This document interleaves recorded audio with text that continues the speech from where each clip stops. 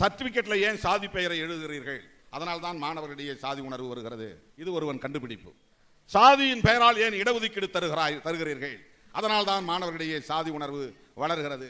இவனுக்கு நோபல் பரிசு கொடுக்க வேண்டும். ஏன்னா பெரிய கண்டுபிடிப்பு கண்டுபிடித்திருக்கிறார். அகில உலக அளவில் யாருக்கும் தெரியாத ஒரு உண்மையை கண்டுபிடித்து சொல்லுகிறான். சமூகவியலில் அவனுக்கு நோபல் பரிசை தர வேண்டும். இப்படிப்பட்ட மூடர்கள் இன்றைக்கு அரசியலில் தலைவர்களாக திரிகிறார்கள். சமூக ஊடகங்களில் விவாதிக்கிறார்கள்.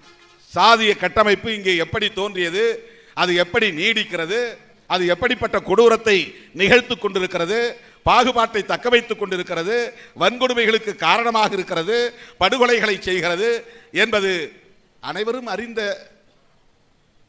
வெளிப்படையான ஒரு உண்மை. சனாதன அரசியல் தான், மனு தர்மம் தான், இந்துத்துவ கோட்பாடு தான் இதற்கு காரணம். இது நீண்ட நெடிய காலமாக நீடித்துக் கொண்டிருக்கிற ஒரு அவலம், பேரவலம்.